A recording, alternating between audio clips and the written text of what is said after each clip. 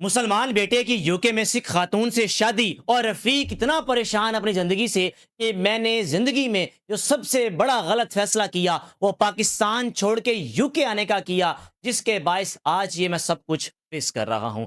رفیق صاحب کی داستان میں آپ سے شیئر کرنے جا رہا ہوں، آپ نے رائے کا لازمی اظہار کرنا ہے، اور اس ویڈیو میں اہم لیسن موجود ہے کہ جب آپ پاکستان سے کسی بھی ایسے ملک میں شفٹ ہوں تو ان باتوں کا خاص خیال رکھیں، کیونکہ ایسے حالات کا سامنا آپ کو بھی کرنا پڑتا ہے۔ جناب علی رفیق صاحب کا تعلق پاکستان کا صوبہ پنجاب کا شہر سرگودا سے تھا۔ سرگودا میں محنت مشقت کرتے تھے، پڑھے لکھے تھے، پاکستان سے برطانیہ جانے کا فیصلہ کیا۔ اب جب پاکستان سے برطانیہ گئے، جا کے محنت مشقت کی، پاکستان میں بھی ان کا کام ٹھیک تھا، لیکن یو کے پہنچ کر جاب وغیرہ کی، پھر بعد میں جب ان کو یہ پرمیشن مل گئی کہ وہ اسپاؤس ویزا کے طور پر اپنی اہلیہ کو بھی اپنے پاس بلا سکتے ہیں۔ یاد رہے کہ رفیق صاحب اپنے ماں باپ کی بڑی خدمت کیا کرتے تھے۔ بیگم جو کہ پاکستان میں تھی اور بھی بہن بھائی تھے، لیکن رفیق صاحب اکیلے اپنے ماں باپ کی اتنی خدمت کرتے تھے کہ ماں باپ بھی کہتے تھے کہ سب سے زیادہ خدمت جو ہماری کرتا ہے وہ ہمارا بیٹا رفیق ہے، جو ہم پر جان نچھاور کرتا ہے۔ اب جناب رفیق صاحب کا وقت آیا اپنی بیوی کو لے کر جانے کا برطانیہ۔ بیوی کو بھی پاکستان سے برطانیہ لے کر چلے گئے۔ وہاں پہنچے، اللہ تعالیٰ نے 2 بیٹوں سے نوازا۔ یہی اللہ کا شکر ادا کیا کرتے تھے کہ لگتا جو ماں باپ کی میں نے خدمت کی ہے، جس کے باعث اللہ تعالیٰ مجھے یو کے میں اتنا کامیاب کرتا جا رہا ہے، پھر اس صورت میں ماں باپ کی خدمت کی صورت میں اللہ تعالیٰ نے مجھے 2 بیٹوں سے نوازا، پھر اس کے بعد 1 بیٹی سے بھی نوازا۔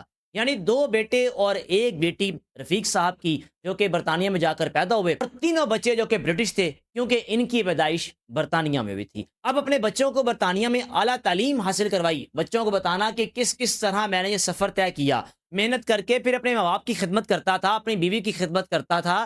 پھر جب میں یہاں پر آیا، یہاں پر آ کر بھی اپنی بیوی کی خدمت کی، پاکستان بیٹھے اپنے ماں باپ کی خدمت کی، آپ لوگوں کو پڑھایا لکھایا، یعنی زندگی کا سفر اپنے بچوں کے ساتھ شیئر کیا کرتا تھا، تاکہ بچوں کو معلوم ہو کہ یہ جو پکی پکائی دیگ مل چکی ہے یہ اس طرح نہیں ملی، اس کے پیچھے اتنی محنت ہے، اتنی مشقت ہے، جس کے بارے میں ماں باپ نے اپنی اولاد کو بتانا ضروری سمجھا، تاکہ بچوں کو پتا ہو، یہ نہ سمجھیں کہ ہم تو برطانیہ میں پیدا ہوئے، ہماری زندگی ہی الگ ہے۔ لیکن کیا تھا کہ رفیق صاحب کا اپنے بچوں کو یہ سب کچھ بتانا بھی کسی کام نہ آیا۔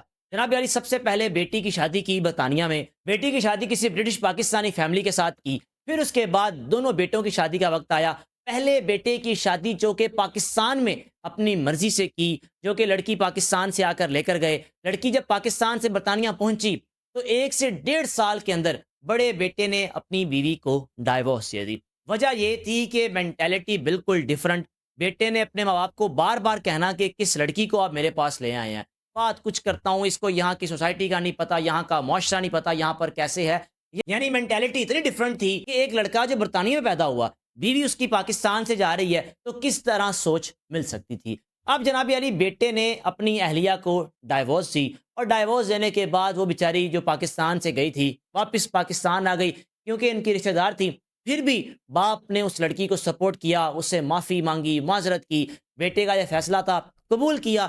پھر اس کے بعد دوسرے بیٹے نے برطانیہ میں ہی ایک لڑکی کے ساتھ شادی کر لی، جو کہ برٹش پاکستانی تھی، اس کی یونیورسٹی کی کلاس فیلو تھی۔ اب جناب بڑے بیٹے نے کیا کیا، جب دوسرے بھائی نے شادی کر لی تو بڑے بیٹے نے بھی برطانیہ میں ہی شادی کرنے کا فیصلہ کیا۔ اب اس نے شادی کرنے کے لیے کس کو چنا؟ ایک سکھ لڑکی کو۔ اس سکھ لڑکی کے حوالے سے اپنے ماں باپ کو بتایا کہ میں اس سے شادی کرنا چاہتا ہوں۔ باپ نے کہا کہ بیٹا یہ دیکھو، ہم مسلمان ہیں، وہ سکھ ہے، کس طرح شادی ہو سکتی ہے؟ تو بیٹے نے کہا کہ ابا جی یہ میری خاطر اسلام قبول کرے گی۔ باپ نے کہا کہ بیٹا وہ اسلام تو قبول کر لے گی، لیکن اپنا جو مذہب ہے، جو بیک گراؤنڈ ہے، یہ کبھی نہیں بھولے گی اور نہ کبھی چھوڑے گی۔ کیوں؟ تم نے اپنی ایک نسل خراب کرنی ہے۔ جناب علی باپ نے تو مزاحمت جتنی کر سکتا تھا کی، لیکن بیٹا جو کہ برطانیہ کا قانون سمجھتا تھا، باپ بے بس، ماں بے بس، کیونکہ برطانیہ آ چکے تھے اور برطانیہ میں بچوں کے اپنے رائٹس ہوتے ہیں۔ آپ اپنے بچوں کو کچھ کہہ نہیں سکتے، آپ اپنے بچوں کو ہاتھ نہیں لگا سکتے۔ بچے اگر قانون کا دروازہ کھٹکھٹائیں تو آپ کو حوالات میں بند کروا سکتے ہیں۔ اب دوسرے بیٹے نے برطانیہ میں شادی کر لی، وہ تو ٹھیک، لیکن بڑے بیٹے نے طلاق لڑکی کو دینے کے بعد برطانیہ میں ایک سکھ لڑکی کے ساتھ شادی کرنے کا فیصلہ کیا۔ اس سکھ لڑکی نے اسلام تو قبول کر لیا، لیکن باپ اپنے بیٹے کو سمجھایا کرتا تھا کہ بیٹا یہ چند ہفتوں چند مہینوں کی بات ہے، تم شادی تو کر لو، پھر اس کے بعد دوبارہ یہ اپنے اس ریلیجن کی طرف کنورٹ ہوگی، آپ بھول جاؤ کہ یہ کبھی مسلمان بن کر تمہارے ساتھ زندگی گزارے گی۔ جناب علی بیٹے نے اپنے باپ کی اس بات کو ٹھکراتے ہوئے شادی کر لی۔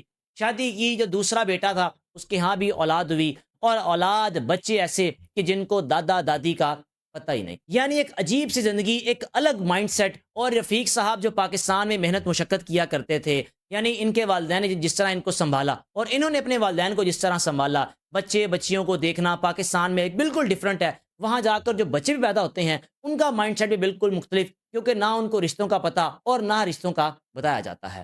جناب علی رفیق صاحب پریشان، دوسرے بیٹے کے ہاں جو بچے ہوئے ہیں، ان بچوں سے ہم پیار کرتے ہیں، بات کرتے ہیں، جو ہماری بہو ہے وہ ہمیں بار بار ٹھکرا دیتی ہے، یعنی بچوں کو ہم سے دور لے جاتی ہے کہ جیسے پتہ نہیں بچوں کو کون سے ایسے جراثیم لگ جائیں گے، جس وجہ سے ہمارے ساتھ یہ ایسا رویہ رکھتی ہے۔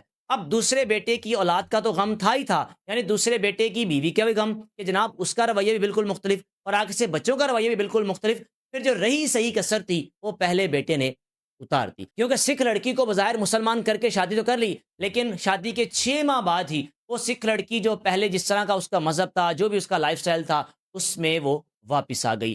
رفیق صاحب نے بیٹے کو کہنا کہ میں تمہیں سمجھایا کرتا تھا کہ بیٹا یہ دیکھو، اب یہ تو کچھ بھی نہیں، آنے والی نسل میں دیکھنا یہ ساری چیزیں وہی ہوں گی جو یہ شروع سے کرتی آ رہی ہے، میں نے تمہیں لاکھ سمجھایا لیکن تم نہیں سمجھے۔ اب جناب بڑے بیٹے کے ہاں جو اولاد کا پیدا ہونے کا سلسلہ شروع ہوا، بیٹا پیدا ہوا، بیٹی پیدا ہوئی، اب دونوں میاں بیوی یہ بزرگ ہیں جو رفیق صاحب ان کی اہلیہ بڑھاپے تک پہنچ چکے تھے، اور ان کے پوتے پوتیاں بھی تو 12 15 16 سال کے ہو چکے تھے۔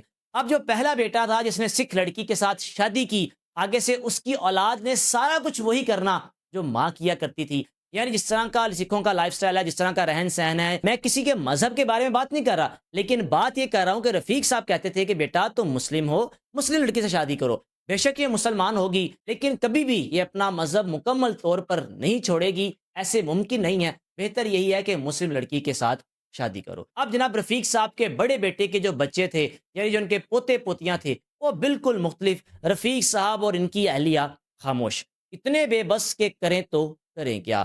بڑھاپے میں آ کر احساس ہوا کہ پاکستان چھوڑنے کا فیصلہ اتنا غلط تھا، جس کا احساس کوئی 35 40 سال گزر جانے کے بعد ہوا کہ ہم پاکستان نہ چھوڑتے، ہم یو کے میں رہتے، کتنی زندگی ہے، کتنا آپ جی لیں گے، یعنی بہترین لائف سٹائل کے لیے آپ اپنا ملک اپنی زمین تو چھوڑ دیتے ہیں، لیکن اتنا کچھ کھو دیتے ہیں جو کچھ رفیق صاحب نے کھویا۔ اول تو اپنی اولاد کے اندر جو احساس تھا وہ کھو دیا، اولاد میں ماں باپ کی قدر و قیمت ہے ہی نہیں، پھر اس کے بعد اولاد کی اولاد میں بھی اپنے دادا دادی کی، اپنے نانا نانی کی کوئی قدر و قیمت ہے ہی نہیں، کوئی رشتوں کی پہچان ہے ہی نہیں، کون سا رشتہ کیا ہے، کس رشتے کو کس طرح لے کر چلنا ہے، کیونکہ یہ چیزیں باہر کہاں سمجھائی جاتی ہیں۔ باہر کے تو حالات ایسے ہیں کہ ماں باپ بوڑھے ہو جائیں تو ان کو اولڈ ایج ہوم میں چھوڑ آؤ، باہر کے تو حالات ایسے ہیں کہ اگر ماں باپ اپنے بچے کو ہاتھ بھی لگا دیں تو بچوں کو اسکولوں میں یہ تربیت دی جاتی ہے کہ اگر تمہارے ماں باپ، تمہارا بہن بھائی، گھر کا کوئی فرد آپ کو نقصان پہنچانے کی کوشش کرے، یعنی ماں باپ کیا نقصان پہنچا سکتے ہیں، بچے کو ڈانٹ ہی سکتے ہیں، اگر ڈانٹیں بھی تو آپ نے پولیس کو کال کرنی ہے